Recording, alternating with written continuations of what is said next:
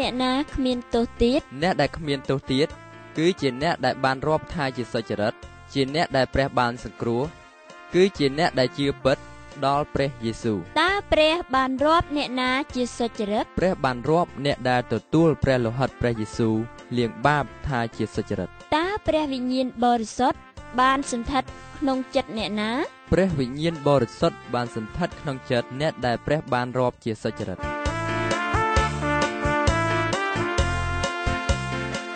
នៅពេលព្រះវិញ្ញាណគង់នៅក្នុងចិត្តរបស់យើងតើព្រះវិញ្ញាណធ្វើការយ៉ាងដូចម្តេចខ្លះពេលដែលព្រះវិញ្ញាណគង់ក្នុងចិត្តយើងព្រះវិញ្ញាណធ្វើការដោយបណ្ដាលឲ្យយើងមានគំនិតថ្មីដឹកនាំអ្នកសង្គ្រោះញែកគេចេញសម្រាប់ប្រយោជន៍របស់ព្រះហើយនឹងជួយឲ្យបានចម្រើនក្នុងសេចក្តីជំនឿបាទនៅពេលមនុស្សមានគំនិតថ្មីក្នុងព្រះយេស៊ូវគេគិតចង់រកប្រយោជន៍ឲ្យព្រះជាម្ចាស់គំនិតចាស់ចង់ដំកើងខ្លួនឯងរីឯគំនិតថ្មីចង់ដំកើងព្រះយេស៊ូវវិញភីលីបជំពូក2ខ9ដល់ខ10មុនយើងបានសង្គ្រោះគំនិតចាស់ត្រួតត្រាលើជីវិតយើងពេលមាននិស្ស័យថ្មីក្នុងព្រះយេស៊ូវវិញនិស្ស័យចាស់នៅតែខំប្រឹងទាញឲ្យយើងចោះចូលនឹងគំនិតចាស់អ្នកដែលបានសង្គ្រោះត្រូវតែដើរដោយសេចក្តីជំនឿនិងស្ដាប់តាមព្រះបន្ទូលយើងត្រូវការសម្លាប់និស្ស័យចាស់យើងចោលហើយត្រូវលីឈើឆ្កាងតាមព្រះអង្គរាល់ថ្ងៃលូកាចំពុក9ខ23ដូច្នេះយើងត្រូវច្បាំងនឹងគំនិតចាស់ដោយសារគ្រឿងអាវុធដ៏ពូកែកូរិនថូសខ្សែទី2ចំពុក10ខ3ដល់ខ5ព្រះវិញ្ញាណបរិសុទ្ធដឹកនាំយើងហើយជួយយើងឲ្យចម្រើនក្នុងចិត្តដែលស្រឡាញ់ព្រះជាម្ចាស់អស់អ្នកណាដែលបានសង្គ្រោះព្រះវិញ្ញាណបរិសុទ្ធនឹងជួយគេឲ្យឈ្នះគំនិតចាស់ហើយនៅពេលដែលកូនព្រះភ្លាត់ធ្វើបាបព្រះវិញ្ញាណបរិសុទ្ធជួយបំភ្លឺហើយបណ្ដាលឲ្យគេលន់តួដោយស្មោះចំពោះព្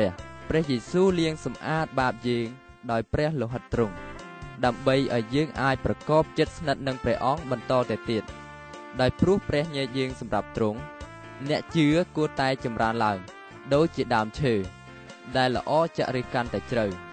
ហើយខ្នែងកាន់តែល្អផងនៅលើដើមឈើទាំងមូលដូច្នេះអ្នកដែលជឿដល់ព្រះក៏ដូច្នោះដែរគេត្រូវចម្រើនឡើងខាងឯវិញ្ញាណហើយបង្កើតផលផ្លែថ្វាយដល់ព្រះអម្ចាស់កាន់តែច្រើនកាឡាទីចំពុក5ខ16ដល់ខ17យ៉ូហានចំពុក15ដើម្បីបង្កើតផលកាន់តែច្រើនកូនព្រះត្រូវតែស្ដាប់បង្គាប់ព្រះហើយព្រះវិញ្ញាណបរិសុទ្ធដែលគង់ក្នុងអ្នកជឿ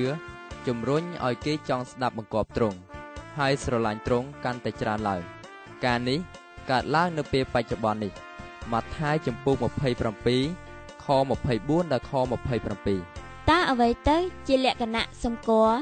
នៃគំនិតចាស់មុនដែលគេបានសង្គ្រោះលក្ខណៈសម្គាល់នៃគំនិតចាស់មុនដែលគេបានសង្គ្រោះនោះគឺគំនិតចាស់គិតតែស្វែងរកប្រយោជន៍ផ្ទាល់ខ្លួនតែប៉ុណ្ណោះតើអ្វីទៅជាលក្ខណៈសម្គាល់នៃគំនិតថ្មីពេលគេបានសង្គ្រោះហើយលក្ខណៈសម្គាល់នៃគំនិតថ្មីគេបានសង្គ្រោះហើយ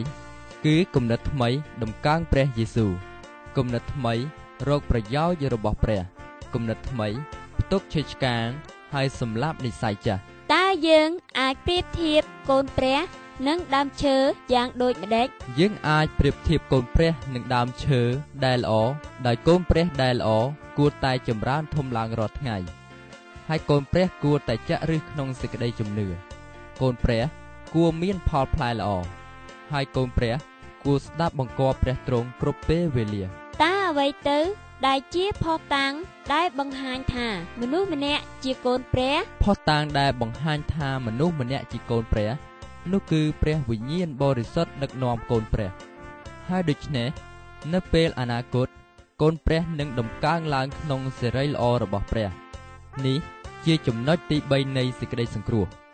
ទោះបើយើងបានសង្គ្រោះមួយដងជាសម្រេចក៏ដោយយើងដឹងច្បាស់ថាយើងមានអនាគតដ៏ល្អអស្ចារ្យនៅពេលខាងមុខនៅពេលរូបសាច់របស់កូនព្រះស្លាប់ព្រលឹងគេនឹងជាប់ភ្លាមក្នុងសម្ព័ន្ធមេត្រីជាមួយព្រះកូរិនថូសខ្សែទី2ចំពុក5លូកាចំពុក16ខ22កូនព្រះនឹងទទួលមរតកជាមួយព្រះយេស៊ូវរ៉ូមចំពុក8ខ17នៅថ្ងៃមួយ ព្រះយេស៊ូវនឹងយាងមកវិញនឹងប្រោះរូបកាយយើងឲ្យរស់ឡើងដើម្បីជាប់នឹងព្រលឹងហើយរូបកាយដែលរស់ឡើងវិញនឹងមានសេរីល្អអស្ចារ្យដែលមិនចេះពុករលួយឡើយឬក៏ធ្លាក់ក្នុងអំពើបាបទេកូរិនថូសខ្សែទី1ចំពុក15ខ42ដល់44ព្រះអង្គបានរៀបចំផែនការដែលល្អអស្ចារ្យសម្រាប់អ្នកដែលស្រឡាញ់ទ្រង់កូរិនថូសខ្សែទី1ចំពុក2ខ9ពេលដែលព្រះយេស៊ូវយាងមកវិញហើយឲ្យកូនទ្រង់ឃើញសេរីល្អរបស់ទ្រង់កូនព្រះនឹងបានផ្លាស់ប្រែទៅជាលក្ខណៈល្អអស្ចារ្យយ៉ូហានខ្សែទី1ចំពុក3ខ2វិវរណៈបានចែងទុកថាទ្រង់នឹងតាំងនគរនៅផែនដីនេះ1000ឆ្នាំកូនព្រះនឹងសោយរាជ្យជាមួយនឹងទ្រង់នៅឋានសួគ៌រហូតដល់អស់កលជានិច្ច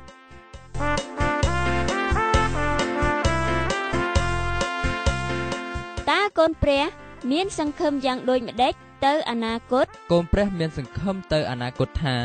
នឹងរស់ឡើងវិញក្នុងសេរីល្អរបស់ព្រះតើនៅពេលអនាគតកូនព្រះនឹងទទួលបានអ្វីខ្លះនៅពេលអនាគតកូនព្រះនឹងទទួលបានរូបកាយដែលមិនចេះពុករលួយរូបកាយខាងឯវិញ្ញាណហើយនឹងមរតកជាមួយព្រះយេស៊ូវតើព្រះយេស៊ូវនឹងតាំងនគរទ្រង់នៅផែនដីនេះរយៈពេលប៉ុន្មានឆ្នាំបាទព្រះយេស៊ូវនឹងតាំងនគរទ្រង់នៅផែនដីនេះចំនួន1000ឆ្នាំតើកូនព្រះនឹងបានទៅរស់នៅនគរឋានសួគ៌រយៈពេលយូរប៉ុន្មានកូនព្រះនឹងបានទៅស្ថានសួគ៌រហូតដល់អស់កលជានិច្ចតើនៅពេលណាទើបរូបកាយកូនព្រះនឹងបានផ្លាស់ប្រែហើយនឹងរស់ឡើងវិញពេលដែលរូបកាយកូនព្រះនឹងបានផ្លាស់ប្រែនឹងរស់ឡើងវិញគឺជាពេលដែលព្រះយេស៊ូវនឹងយាងមកវិញដូច្នេះនៅពេលដែលព្រះវិញ្ញាណបរិសុទ្ធបានសន្ធិដ្ឋនៅកណ្ដាលចិត្តនរណាម្នាក់ទ្រង់នឹងបណ្ដាលឲ្យអ្នកនោះបានមានចិត្តចង់ប្រកបជាមួយនឹងព្រះអង្គហើយស្ដាប់បង្គាប់ព្រះអង្គព្រះវិញ្ញាណបរិសុទ្ធ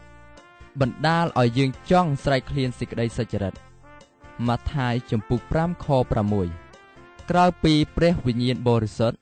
មនុស្សគ្មានសមត្ថភាពស្ដាប់បង្គាប់ព្រះハរតីនៃព្រះបានទេដោយព្រោះព្រះវិញ្ញាណគង់នៅជាមួយអ្នកជឿណាម្នាក់អ្នកនោះនឹងអាចស្ដាប់បង្គាប់ព្រះបានព្រះយេស៊ូវមានបន្ទូលច្បាស់ថាបើអ្នកស្រឡាញ់ខ្ញុំកាន់តាមបញ្ញត្តិខ្ញុំហើយថាអ្នកណាមានបញ្ញត្តិរបស់ខ្ញុំហើយកាន់តាមអ្នកនោះហើយដែលស្រឡាញ់ខ្ញុំហើយអ្នកណាដែលស្រឡាញ់ខ្ញុំជាទីស្រឡាញ់នៃព្រះវរបិតាខ្ញុំហើយខ្ញុំនឹងស្រឡាញ់អ្នកនោះដែរក៏នឹងសម្ដែងខ្លួនឲ្យអ្នកនោះស្គាល់ផងយ៉ូហានចំពុក14ខ15ដល់21អ្នកណាដែលទទួលព្រះវិញ្ញាណបរិសុទ្ធអ្នកនោះបានជាប់ឆ្កាងជាមួយនឹងព្រះគ្រីស្ទ